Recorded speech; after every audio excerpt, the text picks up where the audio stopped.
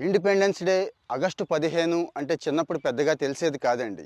జెండా పండగ అంటే మాత్రం మామూలుగా ఉండేది కాదు. ముందు రోజే అసలు నానా కష్టపడి క్లాస్ అంతా క్లీన్ చేసేసి రకరకాల జెండాలు అబ్బో! మామూలుగా ఉండేది కాదు. ఇక తర్వాత రోజైతే పొద్దున్నే మంచిగా రెడీ అయిపోయి ఫ్లాగ్ పెట్టేసి, ఫ్లాగ్ పట్టుకొని వెళ్ళిపోయి, ఆ ఉపన్యాసాలు కూడా అర్థమయ్యి అర్థమవకపోయినా గంటల తరబడి ఎండలో ఉండి, తర్వాత క్లాస్ రూమ్‌లో కూర్చోబెడితే అక్కడ కూర్చొని వాళ్ళిచ్చే చాక్లెట్, బిస్కెట్ కోసం ఆశగా చూస్తూ లడ్డు పెడుతున్నారా, బూందీ పెడుతున్నారా అనే స్థాయి నుంచి ఈరోజు మనమే జెండా ఎగరేసే స్థాయికి వచ్చాం కదా!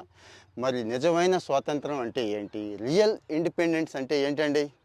మనకున్న అవకాశాలని, మనకున్న హక్కుల్ని, మనకున్న గౌరవాన్ని అన్నిటినీ నిలబెట్టుకోవడమే రియల్ ఇండిపెండెన్స్ అండి.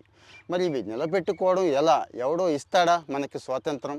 గాంధీ గారు చెప్తాడండి. The real independence is duty అంటాడు. అంతేనండి. అంటే మన పనిని మనం